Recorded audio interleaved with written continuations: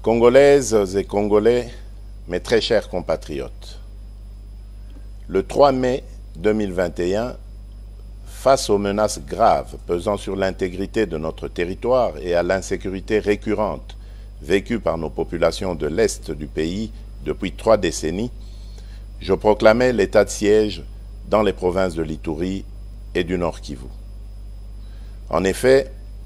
conformément à mes prérogatives consacrées par les articles 69, 85, 144 et 145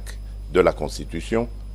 je recourais à ce dispositif exceptionnel de gouvernance afin de répondre de la manière la plus appropriée et la plus adaptée à cette situation, en ce particulièrement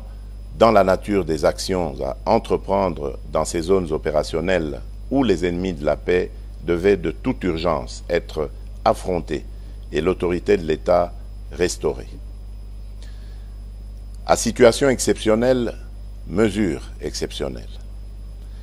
Il demeurait limpide que la mise en œuvre de ce dispositif s'accompagnerait d'un régime restrictif des libertés publiques, non sans incidence sur le mode de vie habituel de nos populations, immédiatement sensibilisées à consentir à d'importants sacrifices en guise de soutien patriotique à cette lutte pour la survie de notre nation. C'est pourquoi, 2 années et 4 mois après l'entrée en vigueur de ce régime d'exception, aux conséquences tout aussi exceptionnelles sur le quotidien des populations sur terrain, et à la suite de plusieurs rencontres avec des sénateurs,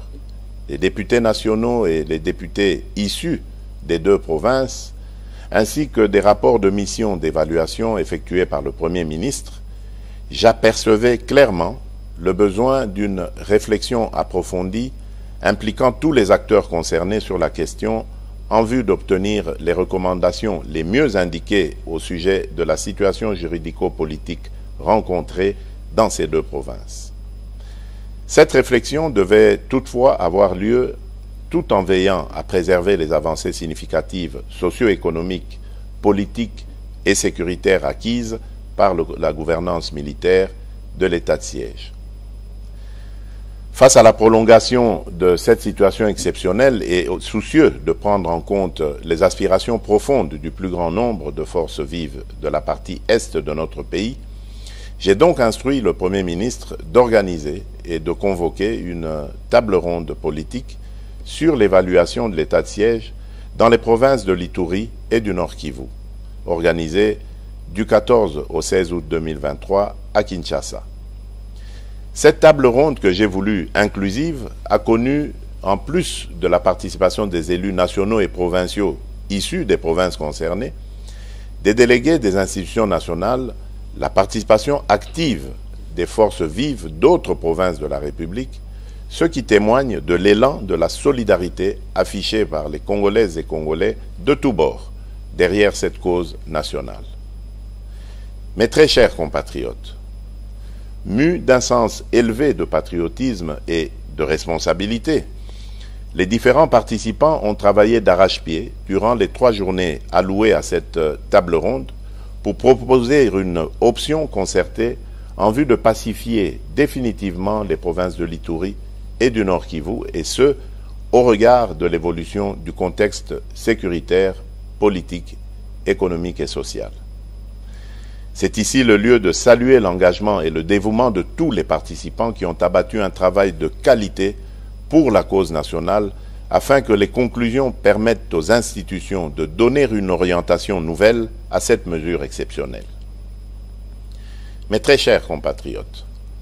en ma qualité de garant du fonctionnement régulier des institutions de la République et de la continuité de l'État, j'ai examiné en toute responsabilité l'ensemble des recommandations formulées dans les 3 commissions de la table ronde. Après avoir échangé avec les responsables des institutions de l'État et entendu le Conseil supérieur de la Défense, j'ai pris la ferme résolution de conduire, sans atermoiement funeste, mais sans précipitation inconsidérée non plus, les populations des provinces de l'Ituri et du Nord Kivu vers un allègement progressif et graduel du régime de restriction de l'état de siège avec les meilleures garanties de poursuite du maintien d'une pression maximale sur les ennemis de la paix. C'est pourquoi, prenant la juste mesure de l'impérieuse nécessité d'un retour sécurisé de nos populations à une vie civile et citoyenne normale d'une part, et des avancées enregistrées au cours de la gouvernance sous l'état de siège d'autre part, notamment l'amélioration de la situation sécuritaire dans certaines zones des deux provinces concernées, j'ai opté, en toute responsabilité, pour la mise en œuvre d'un dispositif transitoire graduel au terme duquel cette situation exceptionnelle devra connaître sa fin. S'inspirant des tendances dégagées des travaux de la table ronde, ce dispositif transitoire consistera au rétablissement de l'autorité civile dans les entités territoriales décentralisées et déconcentrées qui sont déjà sécurisées et sous contrôle des forces armées de la République démocratique du Congo. Ce qui implique la levée des restrictions des libertés constitutionnelles de tous les citoyens et plus particulièrement la libre circulation des personnes et de leurs biens en mettant fin au couvre-feu, la liberté d'association, de manifestation pacifique et de réunion dans le strict respect des conditions légales. Ceci est d'autant plus important que les différents acteurs engagés au processus électoral ont droit à y participer pleinement et sans entrave aucune. Dans le même ordre d'idées, j'engage le gouvernement central à régler sans délai les arriérés d'émoluments des animateurs des institutions provinciales mises en veilleuse par l'état de siège, tel que cela leur est garanti par l'ordonnance numéro 21/016 du 3 mai 2021 portant mesures d'application de l'état de siège. Il va sans dire qu'en plus de leurs compétences matérielles, les juridictions civiles, du reste compétentes pour gérer les contentieux électoraux, recouvrent le plein exercice de leurs compétences répressives, à l'exception de quelques préventions liées à la sûreté nationale qui relèveront, elles, des juridictions militaires. Mes très chers compatriotes, après l'état d'urgence sanitaire, les mesures de ce dispositif transitoire et graduel de l'état de siège nous conduisent dans une nouvelle expérience constitutionnelle de gestion des situations d'exception. Elles marquent notre détermination à défendre jusqu'à la dernière énergie notre intégrité territoriale, notre souveraineté et notre dignité comme peuple. En effet,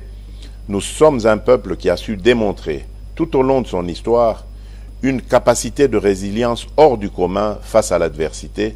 pour défendre les idéaux de paix, de justice, de dignité et d'unité. J'invite la population des provinces de l'Ituri et du Nord Kivu à accompagner et à soutenir les autorités civiles et militaires dans l'accomplissement des mesures de ce nouveau dispositif en vue de garantir l'avènement d'une paix durable sur toute l'étendue de notre pays.